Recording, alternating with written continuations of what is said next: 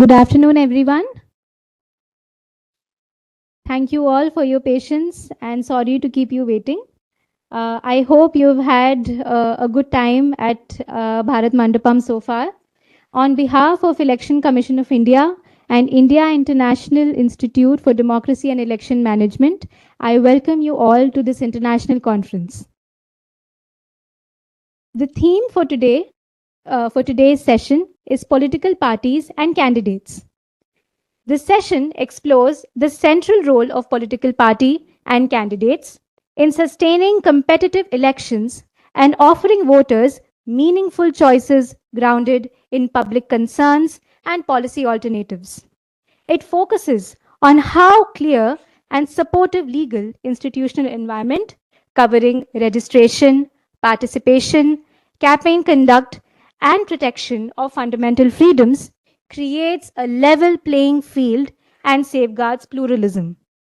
Today, we have with us experienced, knowledgeable dignitaries from India and across the world to share their insights on the topic.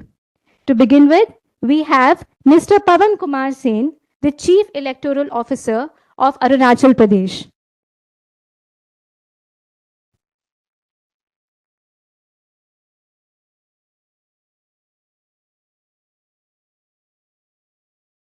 Good morning, everyone. Most respected Annie Merrill Langer, member of OKB Suriname. Sri Masego Sheburi, Deputy Chief Electoral Officer of South Africa. My colleague from Arunachal Pradesh, Professor Nani Bhatt. He is the Dean, Faculty of Social Science, Rajiv Gandhi University. Vishakha Yadav, District Election Officer, Arunachal Pradesh. And Professor Ashutosh Kumar, Punjab University, Chandigarh. Our theme, as mentioned earlier, is political parties and candidate. So we will be talking about this theme in our subsequent slides.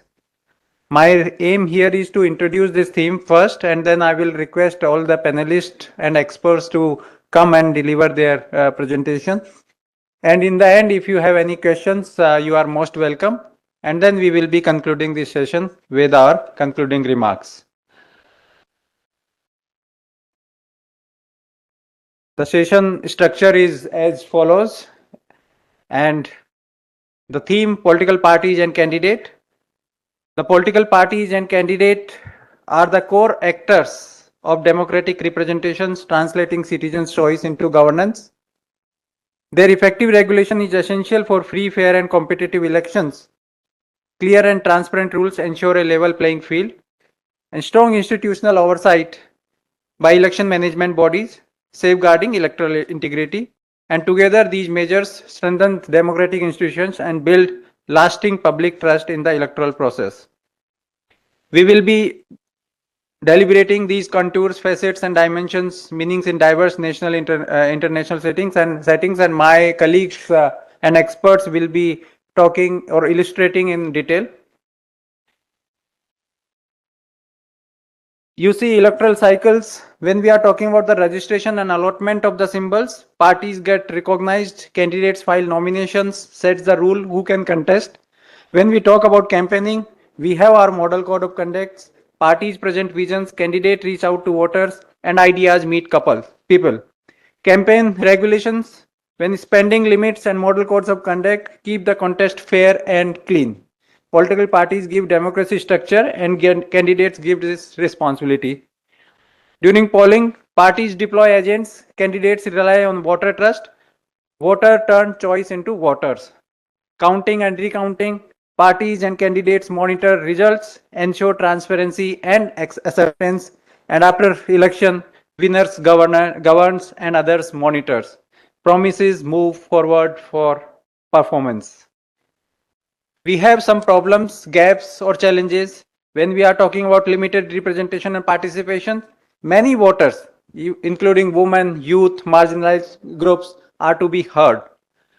Money dominance, high cost, and illegal funding weakens fairness. Criminal elements, candidates with serious charges erodes public trust. And when we talk about internal democracy, it blocks new leadership.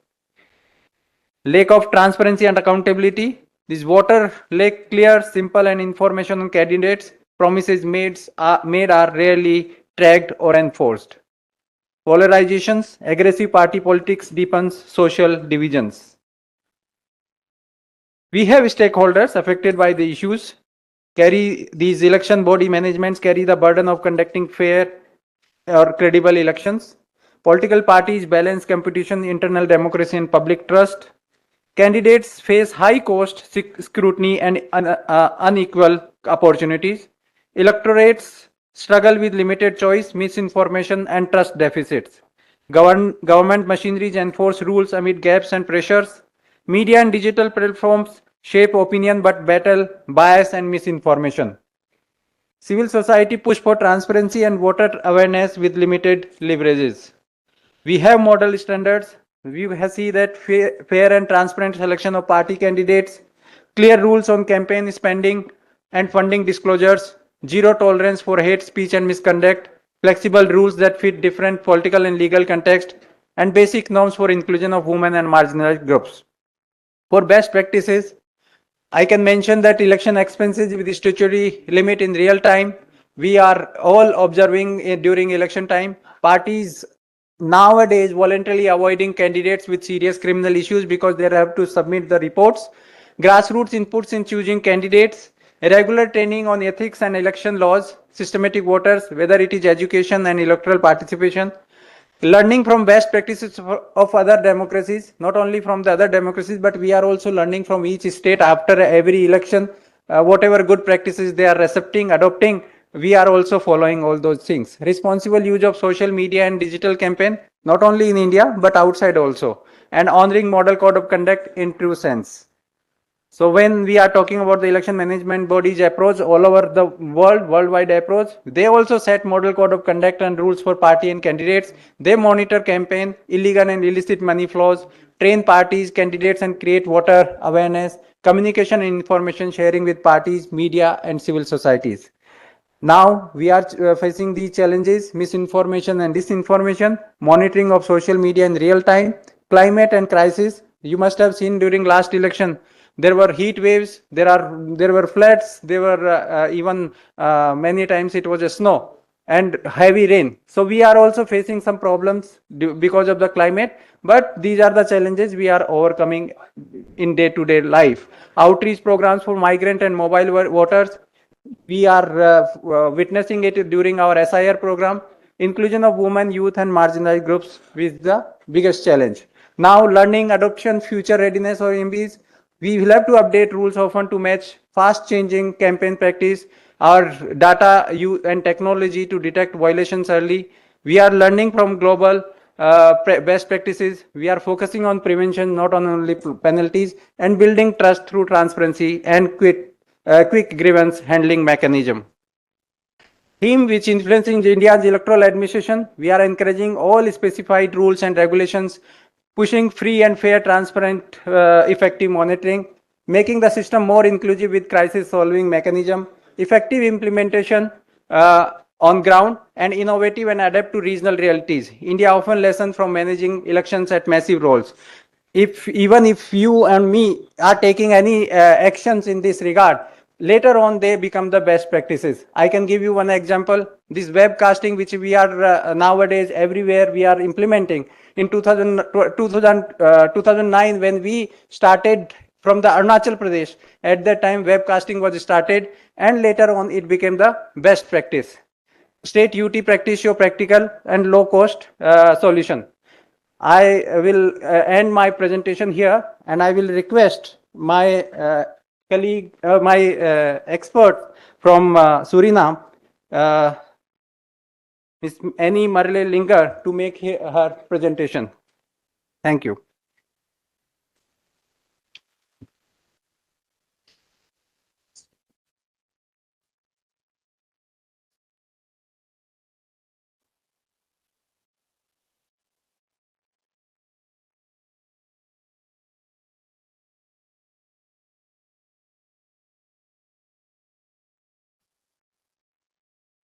Can you put it in?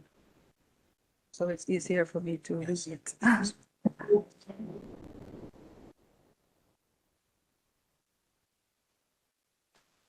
This is, yes. Thank you. Good morning or good evening. My name is Ana Maria Linger, and I'm a member of the Independent Electoral Council of Suriname. We call it the OKB. I don't know if you know where Suriname is. Suriname is a small country in South America, and we have about, I think, 600,000 citizens, and our language is Dutch. So today I will try to present the presentation in my best English. So if I get stuck into words, I ask in advance your help, and I'm thanking you in advance for your help. The topic of today, political parties and candidates. We chose for the title from rules on paper to the trust at the ballot box. I don't know how many of you ever heard a voter say the election was free, but it was not fair. That sentence is the heart of the theme for today. Because elections are not only counting votes correctly, but they are also about who is allowed to compete, under what conditions, and with what dignity. Political parties and candidates are not minor actors in democracy. They are its primary translator, and they are turning public frustration into policies, choices, and public hope into governance. So political parties and candidates are the gatekeepers of democratic choices. If access to the ballot is disrupted, democracy becomes a theater with a pre-selected cast. So today I'd like to invite you to look beyond the procedures and ask a deeper question. And that question is, do our rules for parties and candidates create competition or merely manage it? We know many countries have rules according to participation of political parties and candidates into the election. But the rules are not enough because rules can be misused and problems can happen when rules are too strict or they are too weak or rules applied differently to different parties. So the real danger is in the unequal enforcement when some parties or some candidates are being treated better than others. So the challenge, therefore, is not whether rules exist, but whether the rules are reasonable, objective, transparent, and applied consistently. Registration is one of the requirements for political parties and candidates to take part into the election. Registration sounds technical, but it decides who is allowed to run. And in a good system, the rules for the registration must be clear, so they must be easy to understand, reasonable, predictable, objective, and reviewable. If these conditions are missing, people are excluded without openly banning them. Democracy can be weakened quietly through paperwork, because if there is a lot of paperwork that political parties and candidates have to apply, it can work demotivated, and it can frustrate candidates for their participation in the election. So the rules for the candidates and the political parties to take part into the election can have hidden barriers. I stated a few of them, 4 of the barriers that can occur. One of them is the signatures requirements. Problems can arise when too many signatures are required. The checking process is secret. Small mistakes can lead to rejection. Deadlines are unrealistically short. If it comes to ballot access rules like deposit, past election results, signatures, and deadlines, these rules may seem neutral, but in reality, they can favor rich or established parties, they can block new or small parties, and protect those already in power.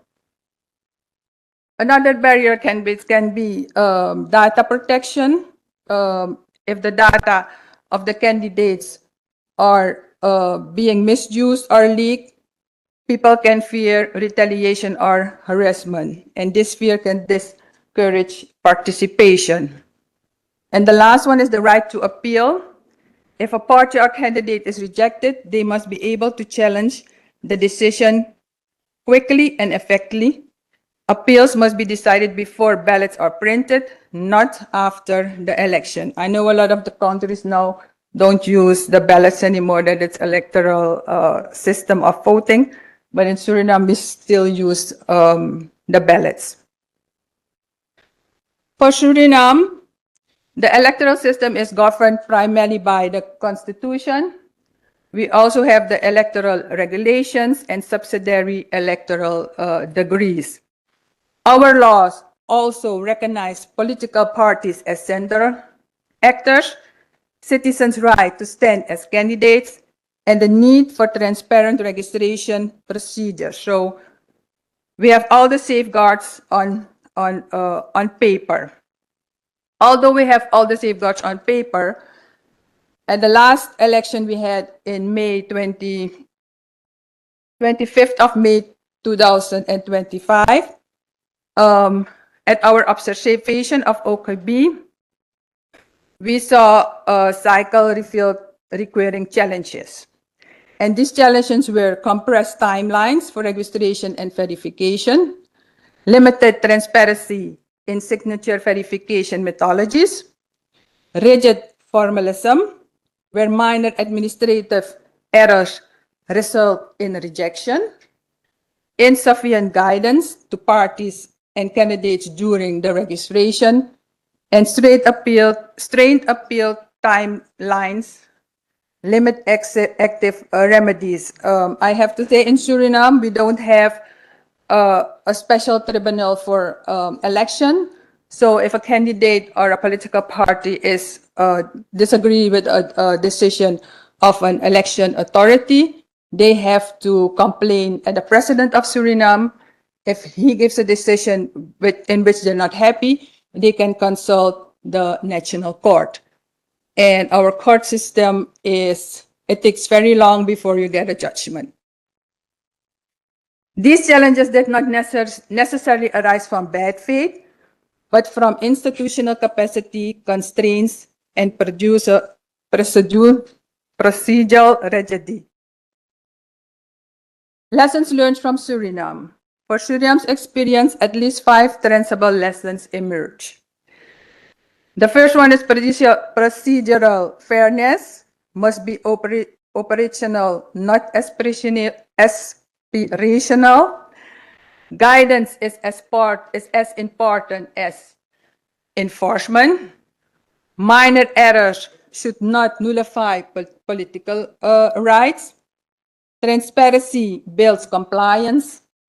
Electoral body must be educators, not only regulators.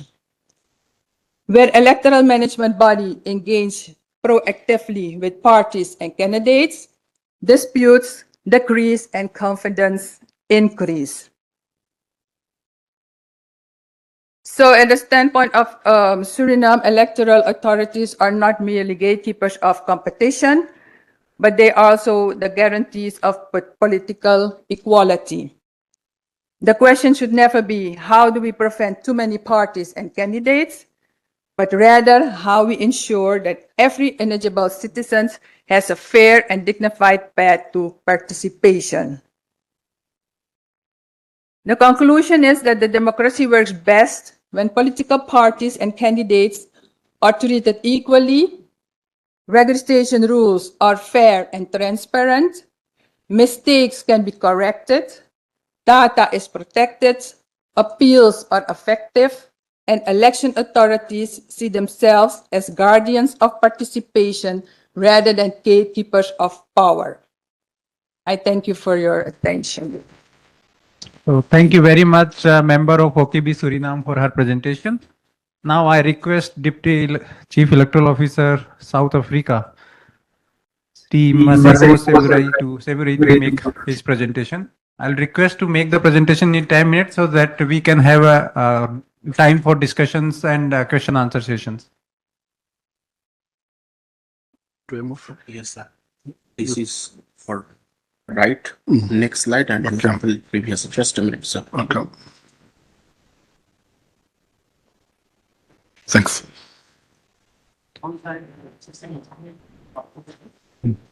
Is it okay, sir? That's fine. Yeah. Good morning. In the time allocated, I'll try to go through the slides that we've prepared. I won't repeat some of the things that have been eloquently articulated by the speakers, two speakers that spoke before me. But first thing, to give a country perspective, because each choice, whether it's a choice of electoral system, whether it's a choice of rules, is anchored by something. In our case, it's a lived experience of a very difficult and painful past, where previously political participation was raised base, reserved only for the select few, that excluded the majority of citizens. And that exclusion was underpinned by past laws in parliament, was supported vigorously by the judicial system. Fast forward to 1994, when South Africa had its democratic breakthrough, which ushered in a constitutional order underpinned by what we call a never again impulse in the constitution. In other words, to say we make a statement, we draw a line in the sand, and that will never revert to the bad experiences before 1994. And critical to those in the constitution are universality of franchise, a commonness of the voters' roll, regularity of elections, and a multi-party system of democratic government.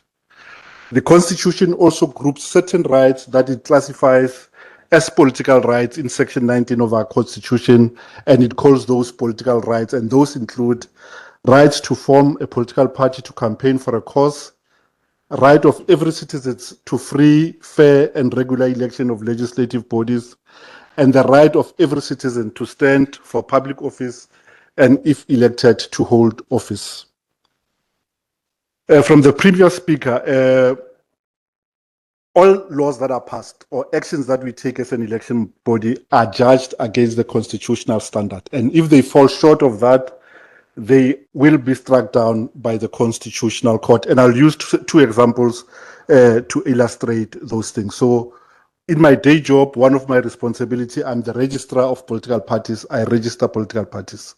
But for each decision that I take, I must justify it, or otherwise it could be appealed to the commission and reversed. If the person is not happy with the determination of the commission, they can go to the electoral court, which is a specialist court that exists to review the decisions of the commission, and you can appeal to the commission. It's a speedy court, no formalized legal rules, so that you must resolve issues as speedily as possible in the midst of an election.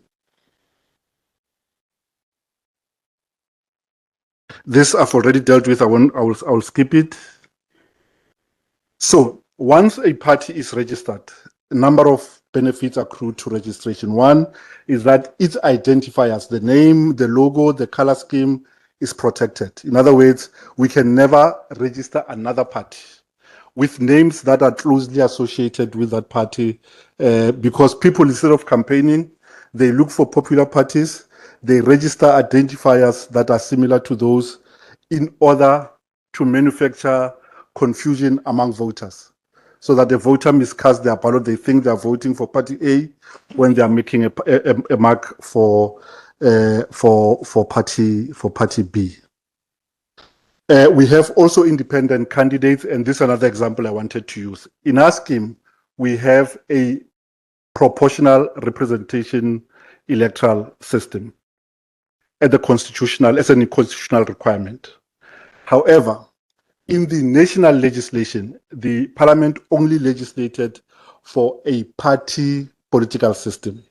In 2000, the Constitutional Court found that to be unconstitutional, and it struck down parts of that national legislation to the extent that it did not facilitate for independents to run for office without being associated with political parties. As an equalizer of participation, there's an electoral code embedded in the legislation, which binds parties, their candidates, and supporters to certain democratic conduct and standard. If a party doesn't meet that standard, the commission can approach the electoral court, or any person may approach the electoral court, and if a finding of guilty is made, the electoral court can mete out a number of sanctions, which could start from a monetary fine, excluding the votes cast for that party in an area or throughout the republic, or deregistering the party. And if that party is deregistered, it means all the seats that it held in the Legislative Assembly, it ceases to hold those seats. We have a nascent framework for political financing, and here it is important to make the distinction. We do not monitor campaign financing, but rather accounting for income that parties receive. It has three legs. The first one is the first one is that parties may receive donations directly. And if it does, the donor and the party must both disclose. And the commission publishes quarterly disclosures to indicate this party received this amount from the following donors. There are, however, limitations on sources of donations, and there is a monetary threshold beyond which a disclosure must be made. The second issue is the funding from the national fiscus. Parliament each year votes amount to fund parties, but this is not universal because it only funds parties that are represented in a legislative assembly, parties that have seats. And there is an unfairness according to parties that are underrepresented because you're funding the Goliaths and not the David. The last one is a multi-party democracy fund, which is administered by the commission. All the funds are administered by the commission. The last one are for people who have deep pockets and who do not want to be associated with political parties. You make donations to the commission to a pot. The commission distributes that amount to all represented parties based on a proportional and equitable basis. Again, the equity is 10%, proportionality is 90%. There is a lot of noise among smaller parties that the funding provisions are not fair. Reflections that we offer. In South Africa, I said the commission is the registrar of parties. There are around 500 political parties that are registered. And if you are registered as a party, you are entitled to contest. We are in Africa. For some reason, the color combination of green, black, and gold is very popular. So all parties want to use those colors. All parties will want to have African and national in their name. So it becomes difficult to draw a line where registering a party would cause confusion in future.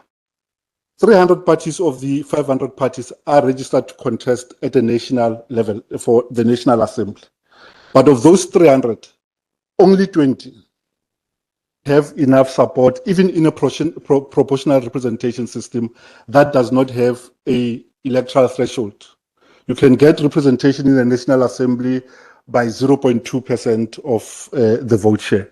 But even with that, only about 20 parties are represented at the National Assembly.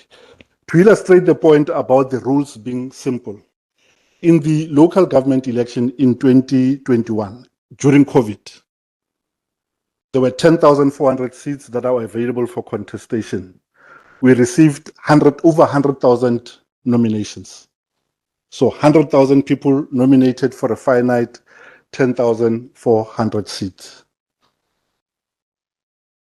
We have fracturing body politic, which leads to new political actors. While the number of parties has increased, it has not resulted in an increase in plurality of voice, because for a long time, We had 14 parties in the National Assembly. It only increased in the last two elections. So the increase in registered party does not necessarily result in increased plurality of representation. We raised the issues in the previous slide just to make a point that while we must facilitate participation of parties, at some point we must strike a judicious balance, because a ballot is not only about parties. It is also is the only instrument available to a voter to identify a party or candidate of their choice, to select it with confidence so that they record their choice, and us as an election management body can record that choice first and translate that choice into representation. We have a paper-based voting system. So if the parties increase, it visits cognitive difficulties on certain voters to identify candidates of their choice. Last and parting remarks is that an election management body must never be placed in a situation where it determines who can participate. National legislation must provide for that. 2, campaign financing can be enhanced to also level the playing field. Last point that I didn't make is that we have an independent institution called Independent Communication Authority of South Africa, which is responsible for allocating advertising time among candidates and parties in an election. So it uses the principles of proportionality and equity to allocate speaking time and advertising time for parties and candidates who want to advertise their campaigns in the national broadcaster, which is the South African Broadcasting Commission. Thank you very much. So thank you very much for your illustrative presentation. Now I'll request Professor Nani Bhatt. I'll request you to make only talk about the global practices. With the theory part is already covered, so we'll focus on the global practices about the 3 countries. Professor Nani Bhatt, please.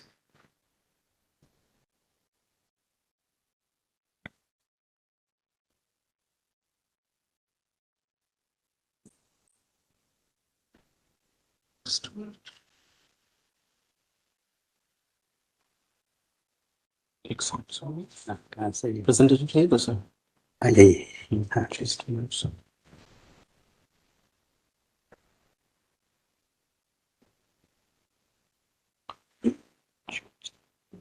Change नहीं हो रहा है हाँ एक second सच slide change नहीं हो रहा है हाँ भी हो गया कर दो एक second slide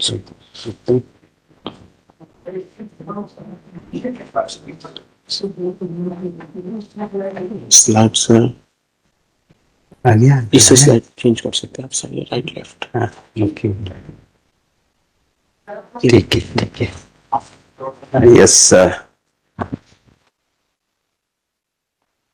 Miss Anne, representative from Suriname, Mr. Masego from South Africa, Pabanji, Pisakaji, and Professor Asutos, and various representatives of various states and national master trainers.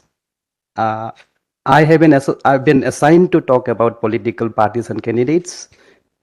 Basically, I wanted to talk about the registration of political parties, recognitions of political parties, and Indian experience, and the significance of political parties and the candidates' elections in a democracy. Since the constitutional legal paths have been dealt with, I think I'll start with Suriname. We are extremely thankful to Madam and representative of South Africa for having given us the opportunity to understand not just an academic understanding of the political systems and practices in their respective countries, but also very, very grounded practical experiences of the electoral systems, electoral processes, and electoral process practices in their countries.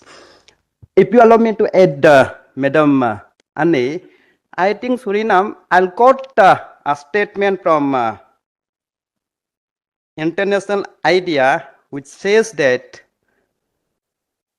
as a day, or no, I don't know whether it has been included as a part of my presentation. Yes, which says that Suriname has experienced significant advance in the access to justice, freedom of expression, economic equality, and absence of corruptions.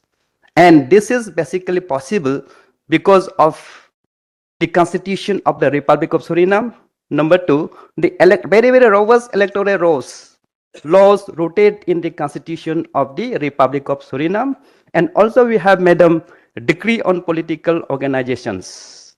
And all these legal and constitutional provisions provides for the establishment of the general rules for elections, for pre and peer elections, and also establishes the foundation for pre and peer elections.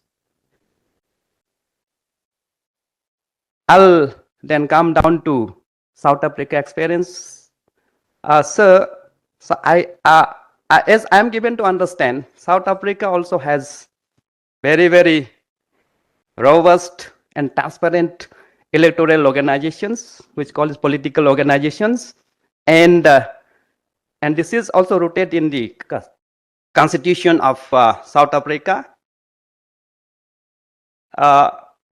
If you look at the Constitution of the Republic of South Africa, 1996, it has been mandated to for the elections of national, provincial, and municipal legislative bodies, ensures elections to be free and fair, and declares the result of the elections and compiles and maintains voter lists, voters' roll. Deepak Satani, national level master trainer from Gujarat, one of the state of India. I think we all are in this hall preferring that all countries from the globe may have the democratic. I'm sorry, I thought the interruption day. And also, Election Commission Act of 1990 deals with the registration and cancellations of the political parties. I got to know of this from you, and also have whatever I've read in the papers. That is the Expecting now democratic government. we have. There are certain countries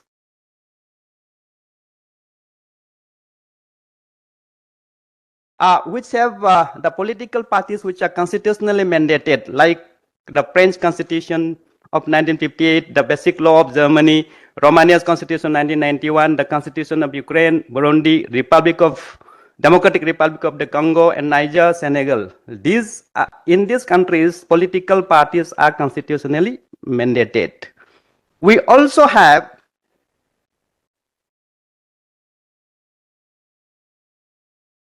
certain regional organizations which talks about transparent, free and fair elections, or which ensures transparent, free and fair elections, like African Charter of Democracy, Elections and Governance by the African Union, and we have the Inter-American Democratic Charter by the Organizations of American Studies, which ensures the democratic significance of political parties.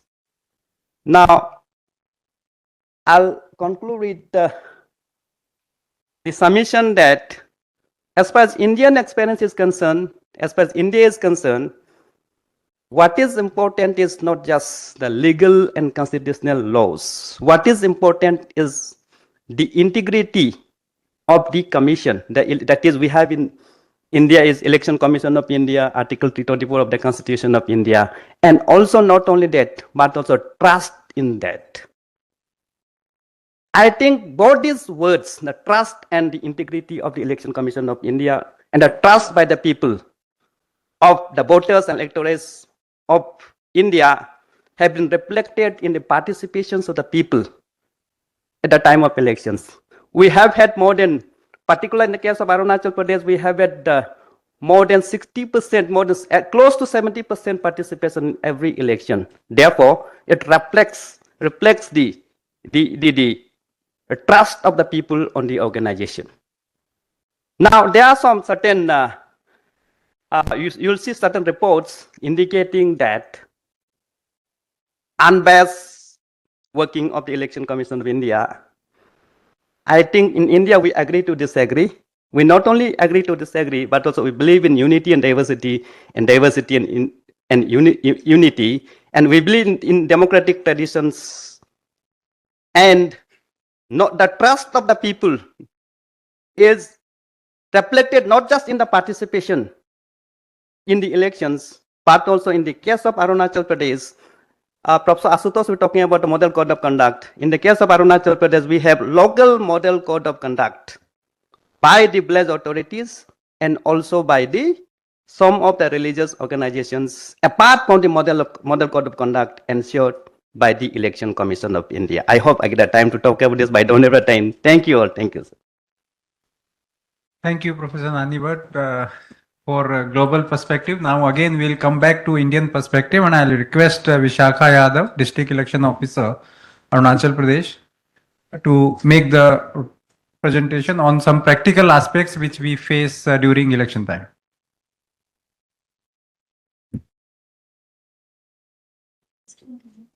Yes, ma'am.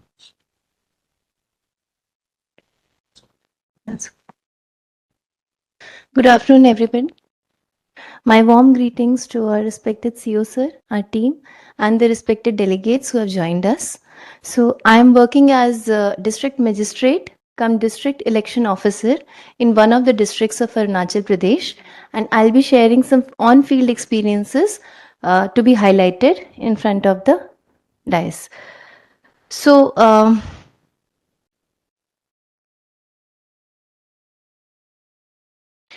the picture which you see here, one voter, one booth, full democracy. So this picture represents one voter which we have in a polling station, Malegaon, and the entire election machinery has been mobilized to reach to the voting capability of that one voter in Anjao district of Arunachal Pradesh. Every 5 years in general election, it happens, and this voter is able to successfully exercise her vote. It re-emphasizes the dictum of Indian electoral politics that no voter has to be left behind. Furthermore, we have more than 97 crore voters in our country, more than 10 lakh polling stations, and in those polling stations we have almost 1.7 crore polling personnel working to discharge their election duties. In the middle of that, especially pertaining to northeast and harder terrains of our country, we have polling stations, and our entire election machinery is catering to the needs of such far-flung polling stations. With respect to this particular voter and polling station, we had to do a foot march of approximately 40 kilometers, which included 4 days of foot march because it is a non-motorable road. So that's one cornerstone and milestone of the largest democracy, our country, and the conduct of elections in it. Reiterating the same thing, our democracy and electoral system extends beyond the roads, beyond any challenges which are faced by geography, ethnicity, language, and religion. Pertaining to the difficult terrains, mountainous regions, we have particular points which can be emphasized here. The terrain is hard. We have, for example, in Arunachal, we have landslide zonation vulnerability of zone 5, which makes it even harder due to the presence of consistent landslides and rainfall. We have manual logistics. Most of the places are non-motorable. Weather and altitude is a challenge. Getting the security personnel to such places is also one of the biggest challenge, and mobilization. So we rely largely on the community support because we have close community and kinship ties in those regions. So we take help of those also in the conduct of our elections. Again, we follow the same principle, zero exclusion principle, that no voter has to be left behind. Again, Indian electoral system is deeply uniform and constitutional, yet it adapts to the regional diversities and complexities so as to ensure the one voter, one principle, and no voter left behind. These are the glimpses, as you can see, because pictures give us a better view of how we are conducting the elections on ground. First picture, again, non-motorable roads, and you can see the entire team is carrying the entire luggage, and almost 30% of polling stations in our country can be classified as in some form which includes foot march, more predominantly in Northeast. We dispatch our polling teams way before the polling day. Sometimes it is polling day minus 5 days pertaining to certain locations, sometimes 4 days, and mostly we follow 1 or 2 days before. So many of the places, due to the lack of the right kind of terrain, we have to use the chopper services, which we very frequently used this time in conduct of our general elections 2024 in Arunachal Pradesh. In the last two pictures, you can see we ensure that every polling station in the remotest corner and village is accessed, even though it's just a hanging bridge, as you can see. It's just made of bamboo and it's highly risky to get the entire team carrying all the luggage and load, but still we conduct it. And kudos to our amazing polling team and our security personnel who are able to deliver it in an efficient manner. Second part of our field experience would be we talked about the Northeast and its complexities. Now, another part of our countries, North, South, Western, and Eastern zone, they also display various set of complexities and variations when it comes to the political parties. As you can see, we have three tier of the electoral system in our country. First is the central level, second is the regional and state specific party politics, and third is the local self governance, that is panchayati raj or municipal governance politics. So in our country, since we have a very strong sense of federalism, regional political parties and candidates phenomena also are very prominent. For example, if you talk about South India, Andhra Pradesh and Telangana, they have very strong cinema politics overlap. We have film stars who usually take tickets and act as star campaigners and mobilize votes based on the emotional appeal and cultural charisma. And they're able to do it very well. On the other hand, West Bengal, when you talk about the East India, is largely focused on the cadre center politics. That means mass mobilization right at the grassroots level in the forms of groups, rallies, padyatras, etc. When it comes to Central and North India, Uttar Pradesh, Bihar, we have strong caste and clan based coalitions and ties. So the party mobilization and the candidate campaigning in the elections are largely centered around the social alignment and what the identity of candidate revolves around. When you talk about Punjab, that state is, for example, deeply rooted in the issue based, for example, agrarian issues, drug related issues, security issues, and leaders and parties are able to mobilize votes based on that. Haryana and Rajasthan, again, there's a local self-government system, Khap Panchayat. So Khap Panchayat plays an important role in mobilizing the electorals for the voting patterns. That's why you need community legitimacy at various levels. These are again the glimpses.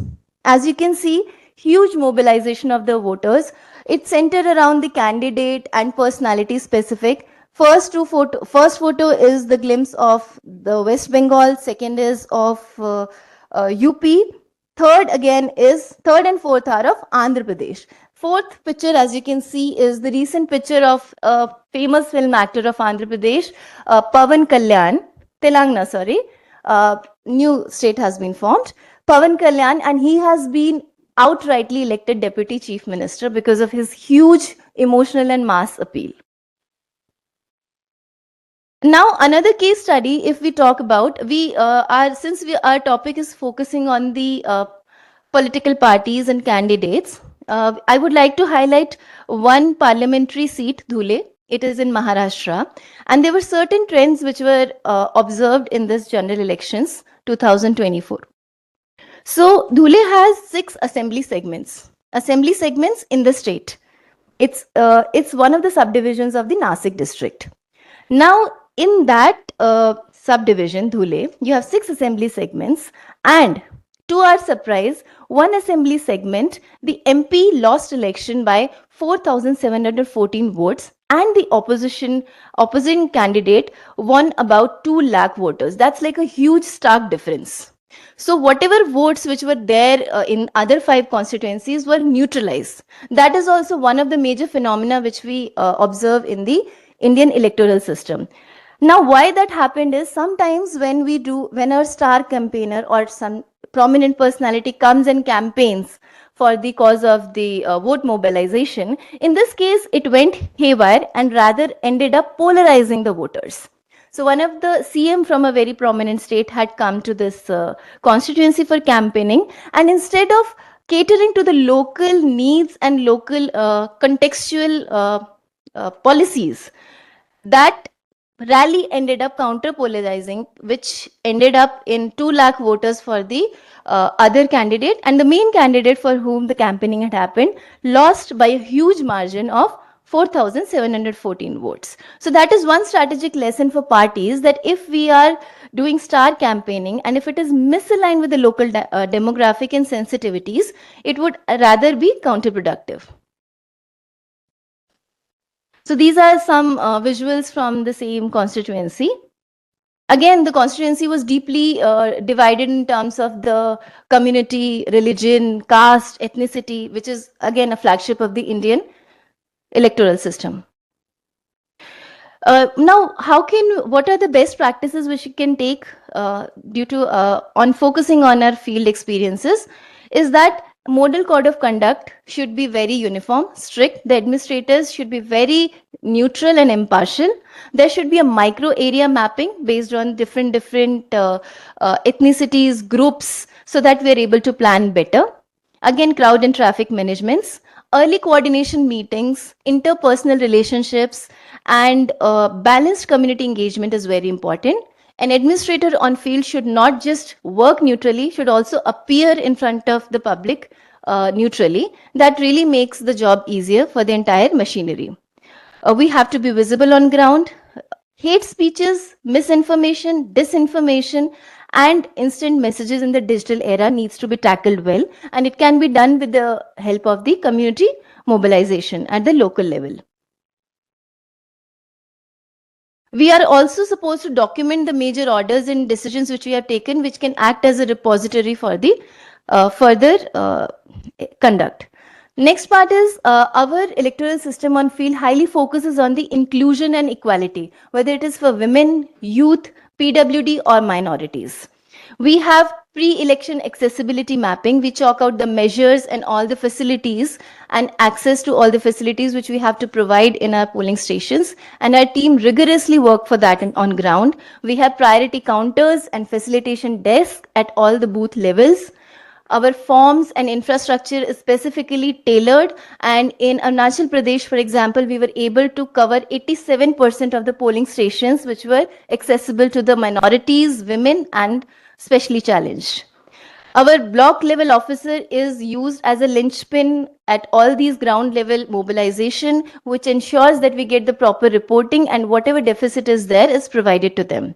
We also have pink polling booths, which is basically managed an all women polling station, which is now the new trend nowadays, and a model polling station. In the next slide, I'll be showing you some visuals.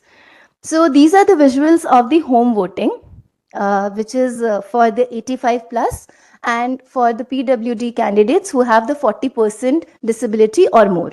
So as you can see, it's such a very positive and encouraging initiative which we were able to do it, and we covered almost 30% of our 85 plus voters by home voting facility. And we also used one transgender as our sweep icon so as to look more inclusive, and it really helped the cause.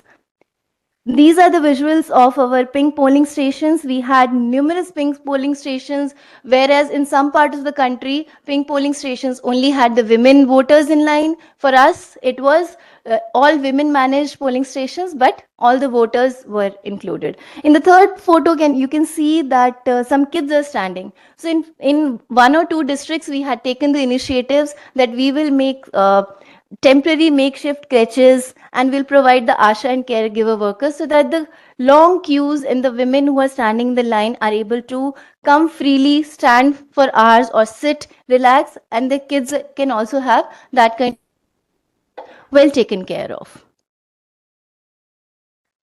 This is just me. And on a lighter note, thanking you, we conducted the election successfully in 2 districts, and local self-governance elections we have concluded recently, and 24 we concluded in the district. Just to have a visual view of how the complexities we face in Arunachal Pradesh, I would like to showcase a small video, if you could play.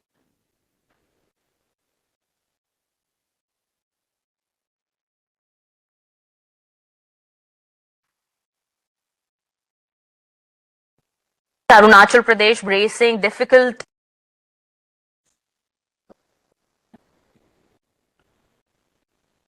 Volume up. and inaccessible terrains, inclement weather conditions. Polling parties are reaching poll stations now. In all, 11,130 polling officials have been deployed to conduct the elections, while 6,874 EVMs would be used for simultaneous Lok Sabha and state assembly polls in Arunachal Pradesh, where the Union Home Ministry has provided 80 companies or 7,500 personnel of CAPF to manage the law and order situation. Many batches of election officials, including police personnel, were airlifted to remote polling stations in Arunachal to conduct polling for simultaneous Lok Sabha and assembly polls. Many of these polling stations are located in the remote district bordering China. Special different color waterproof bags have also been given to polling parties with rain jackets to bring back the Lok Sabha and state assembly polls EVM safely to strong rooms in case of heavy rains. Thank you, everyone. India does not manage its complexities, it simplifies elections amidst all the complexities. Thank you. Thank you, Vishakha. Now I'll request Professor Ashutosh Kumar, Punjab University, Chandigarh, to make his presentation on Model Code of Conduct.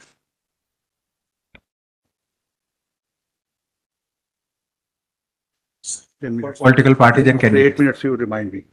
8 minutes. I don't need.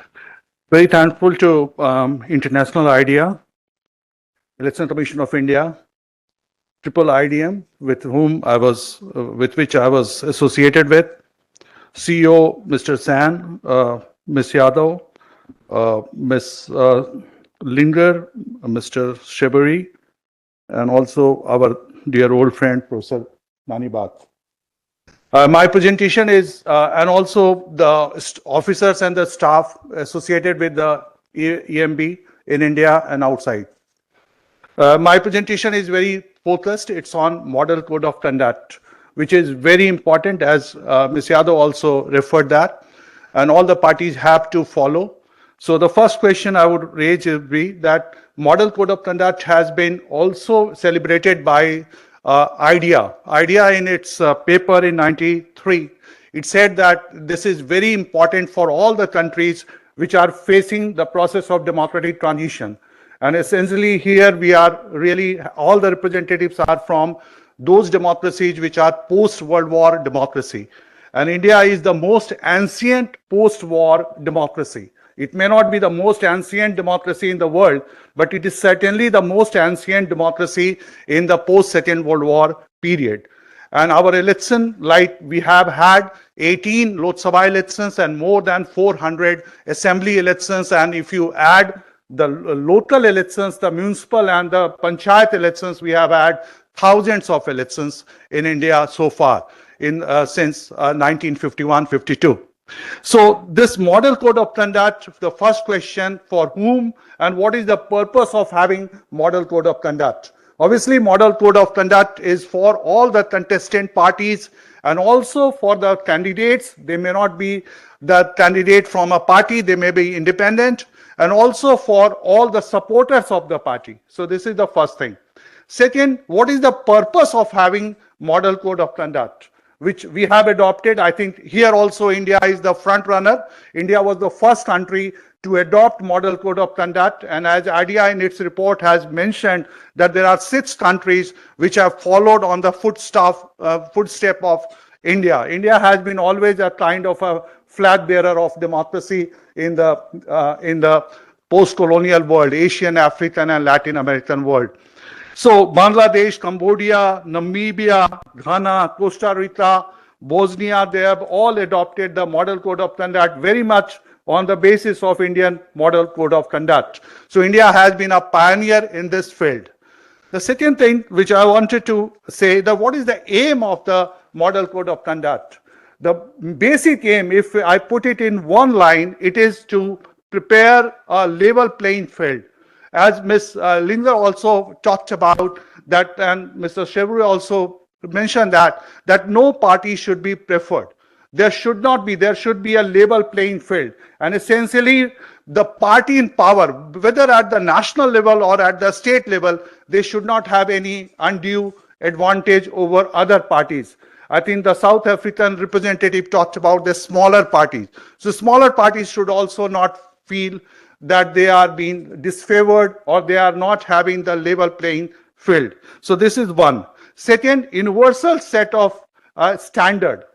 So model code of conduct allows the EMBs to ask the parties to follow the decorum, to follow the civic culture, to follow the rules of the game. That is very important. So it allows the EMBs to prepare a fair ground.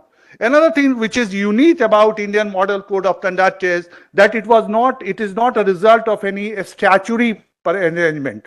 It was voluntary.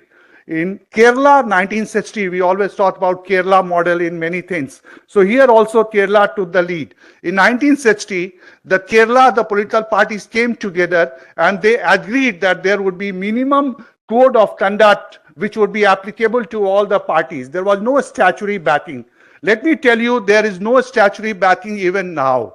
There is no legal bad force. It is all moral, and obviously Election Commission of India, which started as a kind of a regulatory institution, has become a rule-making body also. Election Commission taking advantage of Article 324, which is unspecified. Election Commission has extended its jurisdiction. So now Election Commission has codified it. In fact, I have that in my bag also. So there are various aspects where the Election Commission has come out with strict rules. And Election Commission and executive can take action if any party doesn't follow the model code of conduct. So like very quickly, another thing I wanted to say is that what are the points which are there in the model code of conduct? One is about the meetings. The meetings, as I was said, that the meetings should be peaceful. Meetings should be taking place with prior permission from the authorities. Meetings should not take place in those areas where there is a already prohibitory order. And then if there is a disruption in the meeting, then you cannot take the law in your hand. You have to approach the authorities to save you or to allow your meetings to take place. As far as the processions are concerned, this is very important for a country like India, where there is a lot of diversity and there is a real politics on the ground. People are politicized, people are mobilized, and there is a great degree of participation of the people. In fact, India is one of those democracies where you have very high level of participation and contestation. So this is very important, that procession also should take place in those areas which are already permitted, and no two parties should cross their procession at the same time. So there is no possibility of any clash. As far as the polling booth is concerned, the parties and the party representatives should cooperate with the officials. They should also, only the authorized workers should be allowed in the polling booth. Identity slips have to be given. Then the party offices which are at a distance from the polling booth, they should not have any liquor, they should not have any eatables, they should not use the platform for the promotion of their party propaganda. So they should be only enabling the voter. They should not use their booth for promoting on the polling date. So polling date is very important, the most important moment of the election day. As far as the party in power, this is something very important, that the party which is in power, whether at the center or at the state level, they have to follow certain guidelines. What are these guidelines? No misuse of official position. no misuse of public media, no misuse of your, mixing your official work with the propagation of your party, no misuse of the official vehicle. You remember those cases in which led to a very unfortunate incident some decades back. And then no misuse of government transport, no disbursement from the discretionary fund, no ad hoc appointment. And also, if there is some project going on, if there is an inauguration of that project, that should be done by civil servants, not by the politician. And no new project should be announced. And very important factor is the manifesto. This is very critical issue for a country like India. That if you put something, and this is the newest model code of conduct which has been brought by the Election Commission of India, and Election Commission of India has been very sincere about it, that if you put something, some promises, obviously India is a welfare democracy, so the parties would make promises, but the parties have to give a rationale on what basis they are giving those promises, how they would fulfill their promises. This is very important. So you cannot make impossible promises which you cannot fulfill. This is very important. Advertisement should not be at the cost of the public exchequer. As far as the government media is concerned, all the parties should have the space, should have the time. And the government accommodation, this is also very important, that the public places, the maidans, the field, and the meeting places, there should not be monopolization. The government quarter, the Dak bungalows, very famous. Now nobody really needs them, but they also should not be monopolized by the party in power. So there should be attempt. Election manifesto, I have already said that no such promises which exert undue influence, no. And obviously, when I talk about the public speeches, meetings and procession, no hate speeches, no speech which can divide the country, which follow the canons, the principles, the basic principles of the constitution of the country, follow the law of the land and the rules of the country, the electoral rules. Lastly, general conduct, I would say that the criticism of the policies, programs, no personal attack, no private life of the politician should be taken up during the election speech, and the no picketing, no forcing, not saying that you cannot vote, not allowing, not really bringing the voters by force. That is not really the model code of conduct. No corrupt practices. And the last point, the wall and the poster should be pasted only with the permission of the owner of the premise, not without the permission of the, right? So this is something which is there. And in fact, Indian democracy is doing fine. And I think we are arguably, as the CEO also said, the largest democracy in the world.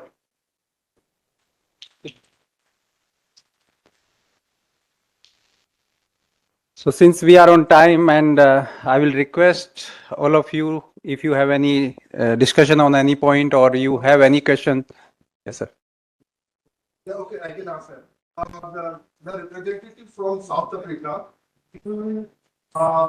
mentioned about the appellate court in South Africa election system, appellate court system, and also about the a common fund where donors can donate.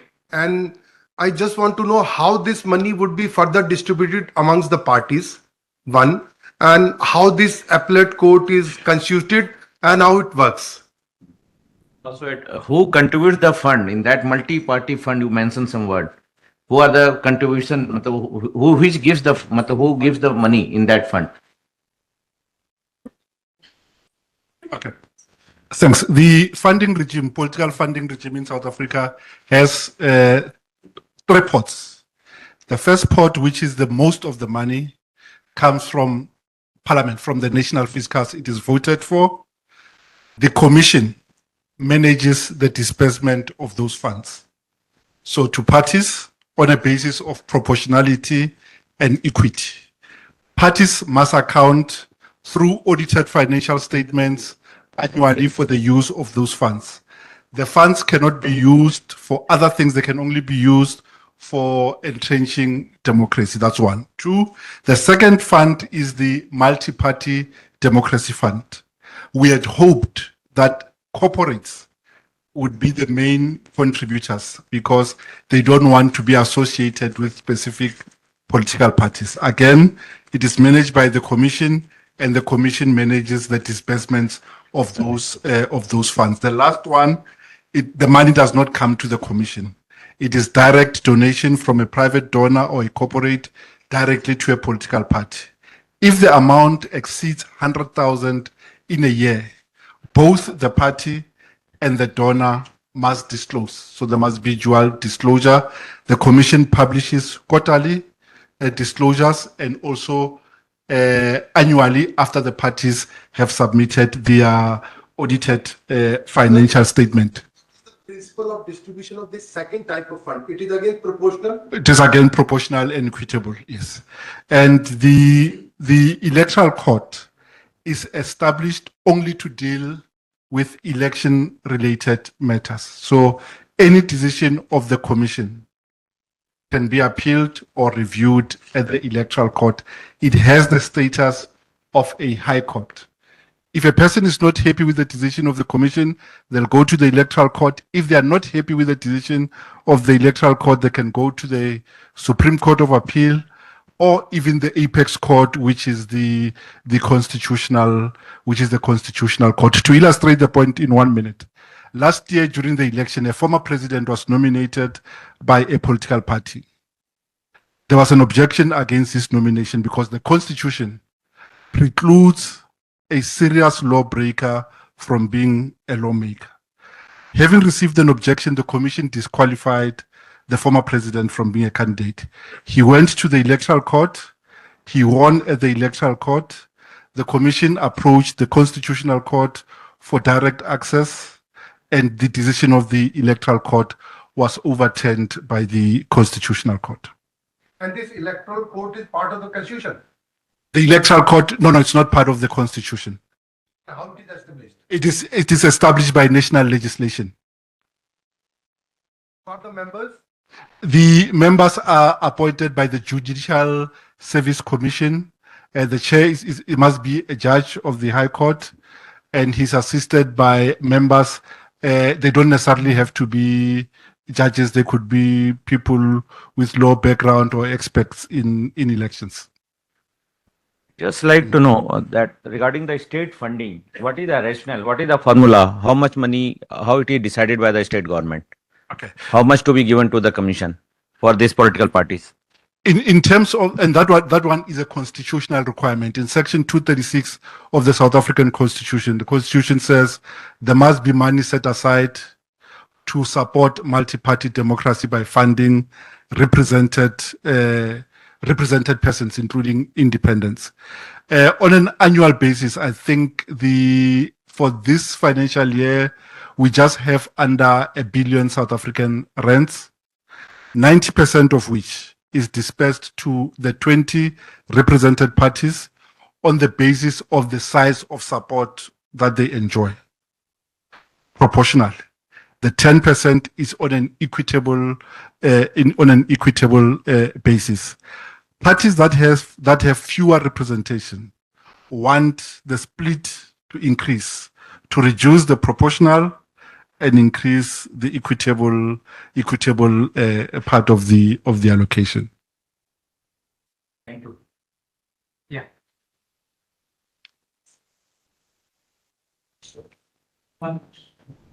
Please introduce yourself and then May I? yeah, address the person. Good afternoon, everyone. I am Mary from India, from the state of Sikkim.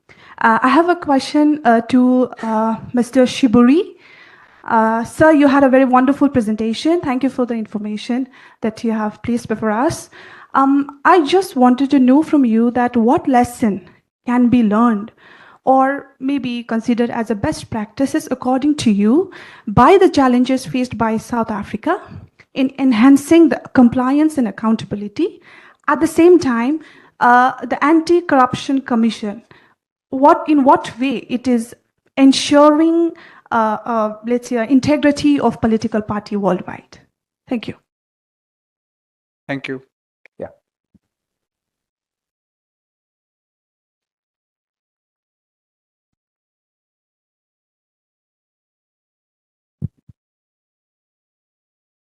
I think it will be premature to offer any good or best practices on the party funding aspects. We are still a new regime.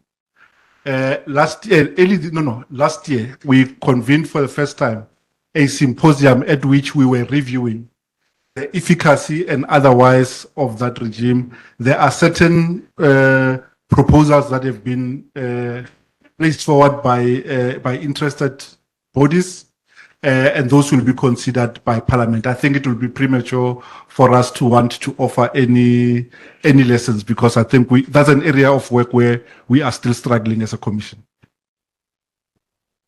Okay. Yes. Pankaj Sethia from Haryana. You were telling something about the way you are tackling with the political party. Those are not complying with the rules. You told either you take their logo, and you told two other things also. Can you please elaborate on those things? As a registrar of politics, when we receive an application for a party, the law says if a party applies for registration, it meets the legal requirement. We have no discretion but to register it. But the law also says you cannot register a party whose logo is so similar to a registered political party. And the standard is not my subjective view. The standard is, will that cause confusion in the eye of the voter? If you accept that we have a ballot, last election we had a ballot paper with party sets in 2 columns with over 56 political parties, printed on small paper in less than ideal lighting conditions. The colors may cause confusion. So those are the only grounds on which you can not accept a political party. And we have a lived experience. We have the ANC as the majority party for a while in the country. A splinter group from people who were ANC affiliated formed another party, AIC, with a color scheme almost similar to an election to the ANC. And their only interest was a boundary demarcation issue that affected 2 provinces.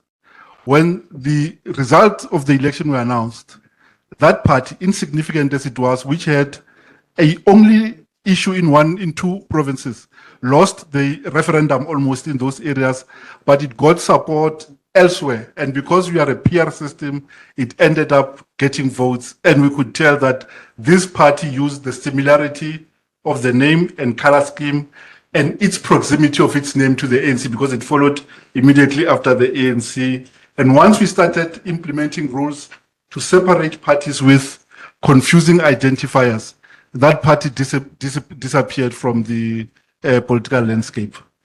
Okay. Okay. Thank you. No more questions, please. Yeah.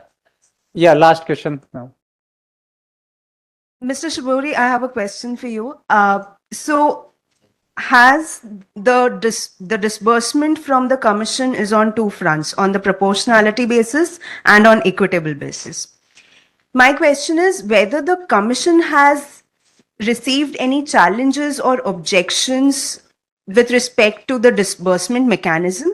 Second, whether it would make more sense to have the disbursement on a reverse proportionality basis as to the funds being given to the parties who do not enjoy as much support and control, so as to ensure a fair playing ground for all the political parties contesting. Okay. Thank you. The big parties will argue that you are addressing to same. Okay. The big party's argument is that if you do that, you are reversing. You are discriminating against them in reverse, because they have the biggest share of voters and they need more resources to engage with voters. The allocation criteria was challenged in court, and the court affirmed it as justifiable, and that it serves a legitimate government business. So, and the good thing is that we just administer it. we do not make the policy choices on the disbursement criteria that is made by Parliament. Thank you. I think it was deliberately discussed and in his presentation also it was illustrated. Last, you want to say something? I am Venkatesh Reddy from Additional CEO Telangana. I want to pose one question to Suriname. The country which was liberated on November 25th, 1975 from Slow. Suriname. That to conduct the elections in Suriname regarding the political parties and candidates. In our India, before issuing of notification or after conducting of notification, to run the elections in a free and fair and fearless elections, we are issuing model code of conduct guidelines under Article 324 that powers are vested with the ECI. Excuse me, what is your question? That how the in Suriname, what is the process or guidelines to conduct the free and fair elections in Suriname?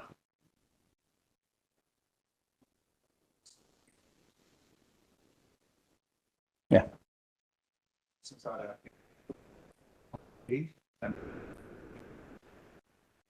In Suriname, we don't have a code of conduct. We only have the law in which is stated the requirements for the political party to take part into the election, also for the candidates. But we don't have a code of conduct. Okay. Thank you very much. Now, my mandate is to conclude the session also. So, as mentioned by all the speakers, there are key interventions from election management bodies for political parties and candidates. When we are talking about political parties, then we have certain regulations, whether it is registration, whether it is recognitions, or their finances or symbols. When we talk about candidate regulations, we have certain norms such as eligibility and nomination scrutinies and mandatory disclosures. When we are talking about campaign, then we have included model code of conduct and prevent misuse of state resources, including complaint redressal mechanism. Border lessons, which we have concluded from all the election management bodies, whether it is operational, institutional, water facing or strategic learning. When we talked about Suriname, Madam has spoken very clearly about the procedures, simplicity and clarity. She has also mentioned that start monitoring early to avoid bigger problem later. When we addressed South African issues, we, of course, he mentioned about apply rules firmly but flexibly, and then document and share practice for learning. Mr. Bhatt has mentioned in his presentation that communicate simply and clearly with voters so that we can have transparent system about their action against the violations. Vishakha has clearly mentioned in his presentation that plan for future, whether it is technology, climate, and mobility changes. And Mr. Ashutosh, Professor Ashutosh has mentioned about model code of conduct, where we are learning from other EMBs and we are not working in isolation. Now, when we are exploring the opportunities about EMBs, then we can explore more about digital campaigns, misinformation and disinformation, how to act early with quick factual responses. We also addressed climate risk, whether it is heat, flood or disruptions. We also included more participation, easier for women, youth and migrants, and including PWDs.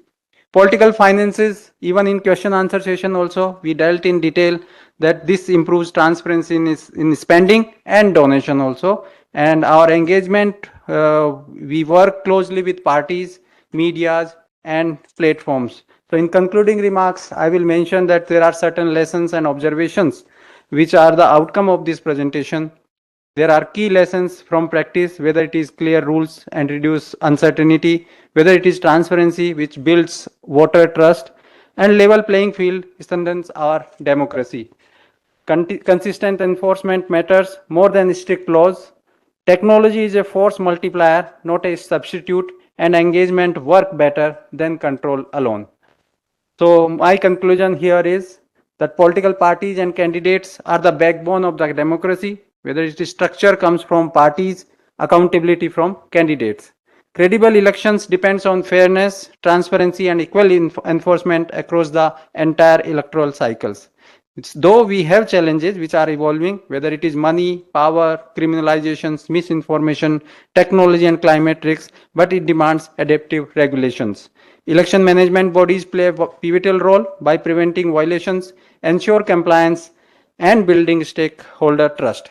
Inclusion, ethics, and accountability must guide reforms, ensuring participation of women, youth, and marginalized groups. Continuous learning and global knowledge shares our institutions and prepare democracy for the future. And we have strong institutions, we have responsible parties, credible candidates, and informed voters due to our election management bodies. And here in India, Election Commission of India, we are working together to sustain this democratic integrity. I really thank you very much for all the panelists, experts, and all the officers, audience here present, and for your patience hearing and deliberations. Thank you very much.